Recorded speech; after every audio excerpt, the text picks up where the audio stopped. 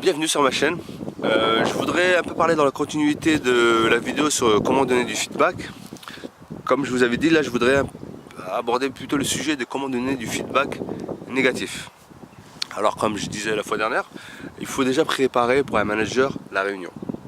Donc travailler ses dossiers, avoir de la documentation. Quand on arrive en face de la personne, il faut s'attaquer, il faut critiquer les faits, pas les personnes. Ne pas dire oui, tu es comme ci, tu es comme ça, tu es quelqu'un de nonchalant.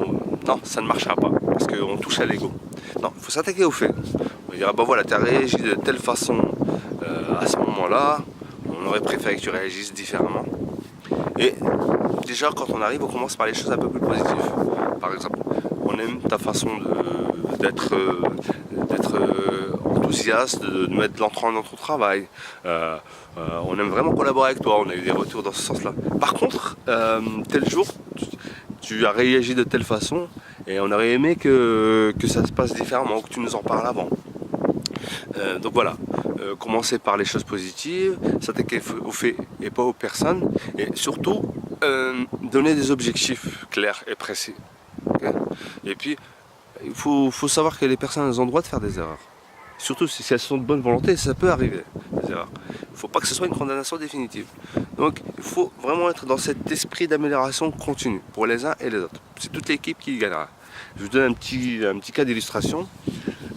Par exemple, vous travaillez dans un centre de service et puis un de vos collaborateurs, en répondant au téléphone, un jour s'est énervé et puis est devenu peut-être un peu plus brusque avec un des clients.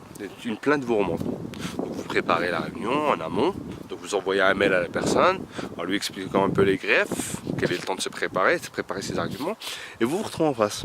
Et là, vous commencez en disant, voilà, tu es un collaborateur, on n'a jamais eu de plainte pour toi, ton travail est bien fait, on aime ton enthousiasme, ton entrain, on aime ta façon de travailler. Par contre, ce jour-là, la réaction que tu as eue avec ce client, le fait d'avoir parlé de telle ou telle façon, d'avoir raccroché, eh bien il y a une plainte qui est remontée. Donc maintenant on voudrait comprendre. On est dans un esprit dans une envie de compréhension de ce qui s'est passé. La personne va commencer à vous dire, oui, elle a commencé à être vulgaire avec moi, à me crier dessus. Et déjà, moi je sortais d'un petit conflit personnel, j'étais vraiment pas bien. Donc voilà, c'est pour ça que j'ai réagi comme ça. Et là, vous pourriez lui répondre, mais qui vous dit que la personne qui est en face de vous n'avait pas subi la même chose, n'était pas dans un état d'esprit où justement elle en a marre de ce problème et elle veut qu'il soit résolu, et peut-être que c'est la 5e personne qui l'envoie promener alors que son problème est récurrent. La personne, si elle est sincère, elle vous dira, ah oui, j'ai pas pensé, c'est vrai que la personne elle pouvait avoir dans un état d'esprit un peu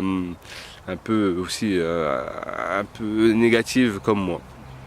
Et donc voilà, une fois que la compréhension elle est amenée, la discussion elle est ouverte, alors vous vous fixez des objectifs. La prochaine fois que ce genre de choses arrive, avant de hausser le ton, rappelez-vous les procédures qu'on vous a apprises, restez cordiaux, et si la personne commence à devenir assez vulgaire, voilà, vous remontez vous escaladez vers vos supérieurs qui pourront prendre la suite pour pouvoir essayer de résoudre le problème de la personne, ou alors lui rappeler que les règles de bienséance sont de ne pas insulter les gens, par exemple. Donc voilà le genre de feedback qu'on peut apporter aux gens. Préparer la réunion, commencer par ce qui est positif, s'attaquer aux faits ou pas aux personnes, donner des objectifs à la personne et faire un suivi par la suite. Parce qu'on est tous dans un esprit, comme je disais, d'amélioration continue. On n'est pas là pour se tirer dans les pattes. Donc si on a des collaborateurs qui sont compris, qui se sentent compris, eh bien, ils feront les efforts pour pouvoir justement faire en sorte que toute la barque avance dans le bon sens. Donc voilà, je vous dis à bientôt sur ma chaîne pour d'autres conseils, on va dire, sur la façon de manager ses équipes. A très bientôt.